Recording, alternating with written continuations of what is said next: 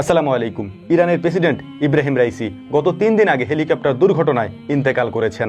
গতকাল লাখো মানুষের উপস্থিতিতে তাদের জানাজার নামাজ অনুষ্ঠিত হয় তেহরানে। প্রেসিডেন্ট ইব্রাহিম রাইসির জানাজা পড়ান ইরানের সর্বোচ্চ ধর্মীয় নেতা আয়াতুল্লাহ আল খামিনি। গত কয়েকদিন ধরে সোশ্যাল মিডিয়াতে একটা প্রশ্ন ঘুরপাক খাচ্ছে, আর সেইটা হলো ইরানের প্রেসিডেন্ট ইব্রাহিম রাইসি ইন্তেকালের পর তার মৃত্যুতে শোক বার্তা জানানো যাবে না, তার মৃত্যুতে ইন্না লিল্লাহ পড়া যাবে না, এরকমটাই শোনা যাচ্ছিল সোশ্যাল মিডিয়াতে। কিন্তু কেন? এটার কারণ কি? আমরা জানি ইরান একটি শিয়াপন্থী দেশ। এখন অনেকেই হয়তো জানেন না শিয়া কারা। প্রথমেই বলে নিই, শিয়াদের আকীদা সম্পর্কে আমরা অবশ্যই অবগত আছি এবং এ বিষয়ে জেনেই আমরা ভিডিও তৈরি করার চেষ্টা করি। গতকালকের ওই জানাজার নামাজের পর সেখানে উপস্থিত হয়েছিলেন আফগানিস্তানের প্রতিনিধি দল এবং সে দেশের প্রেসিডেন্ট। এই জিনিসটি হয়তো আপনারা অনেকেই দেখেছেন এবং তারা সেখানে দাঁড়িয়ে হাত তুলে মোনাজাত করে রাইসির জন্য দোয়াও করেছেন। এখন প্রশ্ন হলো, তাহলে কেন তার মৃত্যুতে ইন্না লিল্লাহ পড়া যাবে না? কারণ তারা শিয়া। তারা রাসূল সাল্লাল্লাহু আলাইহি ওয়াসাল্লামের পরে হযরত আবু বকর, ওমর, ওসমান এবং হযরত আয়েশা রাদিয়াল্লাহু তাআলা আনহা সম্পর্কে তারা বিরূপ মন্তব্য করে থাকে এবং তাদেরকে তারা কাফের মনে করে। এ ধরনের তাদের আরো অনেক আকীদা রয়েছে, যে কারণেই তাদের ব্যাপারে এ ধরনের কথা বলা হয়। এখন প্রশ্ন হচ্ছে, আমরা কেন তাদের পক্ষ নেই?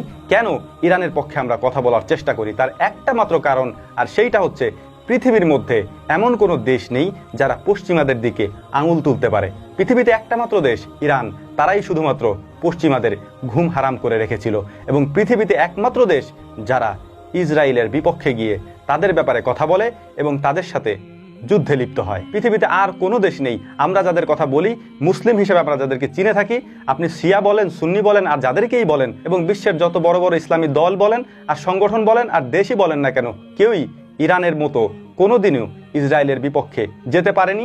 উল্টো আরও তারা ইরানের বিপক্ষে গিয়ে তাদের পক্ষ নিয়েছে। অর্থাৎ অসহায় মাজলুমদের পক্ষ যখন ইরান নিয়েছিল, তখন তাদের বিপক্ষে গিয়েছিল সৌদি আরব সহ বিশ্বের অনেক মুসলিম দেশ। এখন প্রশ্ন হলো, কোন আকীদার ভিত্তিতে তারা আল আকসা মসজিদের বিপক্ষে যায়? আমরা আবার বলার চেষ্টা করছি, ইরানের আকীদার সাথে মুসলমানদের আকীদার কোনো মিল নেই। কারণ তাদের আকীদায় যেসব বিষয় রয়েছে ওই সব বিষয় কোনো মুসলমান মেনে নিতে পারে না। কিন্তু প্রশ্ন যখন হবে পশ্চিমাদের ব্যাপারে, প্রশ্ন যখন হবে ইসরায়েলের ব্যাপারে, প্রশ্ন যখন হবে অন্য অমুসলিমদের ব্যাপারে, আমরা ইরানকে একটা নামকাওয়াস্তে মুসলিম দেশ হিসেবে যদি ধরে নেই, তাহলে প্রশ্ন অবশ্যই আসবে যে ইসরায়েলের ব্যাপারে কারা কথা বলে, ইসরায়েলের সাথে তাদের প্রতিবাদের সাথে কারা সামিল হয়। তাহলে অবশ্যই ইরানের কথা আসবে। আপনি ইন্না লিল্লাহ পড়বেন নাকি সুবহানাল্লাহ পড়বেন, এটা একান্তই আপনার ব্যক্তিগত ব্যাপার। তবে অবশ্যই আকীদাগত যদি দিক থেকে বলি, তাহলে হয়তো পড়া যাবে না। কিন্তু যদি আপনি গ্লোবালাইজেশনের ব্যাপারে বলেন, আপনি যদি বিশ্ব রাজনীতি সম্পর্কে বলেন, তাহলে অবশ্যই আপনাকে এটা মেনে নিতে হবে যে অসহায় মুসলিমদের পাশে যদি কেউ দাঁড়িয়ে থাকে, তাহলে ইরানই দাঁড়িয়েছে, এবং কেউ যদি পশ্চিমাদের ব্যাপারে কথা বলে, তাহলে ইরানই বলেছে। এখন মূল কথা হচ্ছে, পশ্চিমারা যখন দিনের পর দিন এবং এই ইসরায়েল সহ মুসলমানদের সাথে যা করছে, এ বিষয়ে প্রতিবাদ করার মতো একটা সুন্নি দেশ আপনি খুঁজে পেলেন না। যখন কোনো মুসলমান দেশের বাইরে গিয়ে শিয়ারা এ বিষয় নিয়ে প্রতিবাদ করলো, তাদের বিরোধিতাও করা শুরু করলেন, তখন নতুন করে আমাদের মাথার মধ্যে চিন্তা ভাবনার উদ্ভব হয়।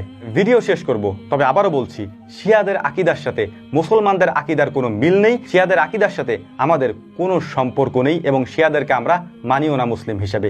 কিন্তু অবশ্যই যখন প্রশ্ন আসবে পশ্চিমাদের ব্যাপারে এবং প্রশ্ন আসবে ইসরায়েলের ব্যাপারে, তখন আমি অবশ্যই ইরানের পক্ষ হব।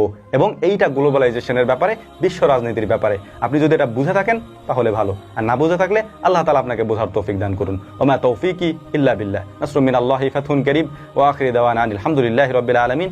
আসসালামু আলাইকুম ওয়া রাহমাতুল্লাহি তাআলা ওয়া বারাকাতুহু।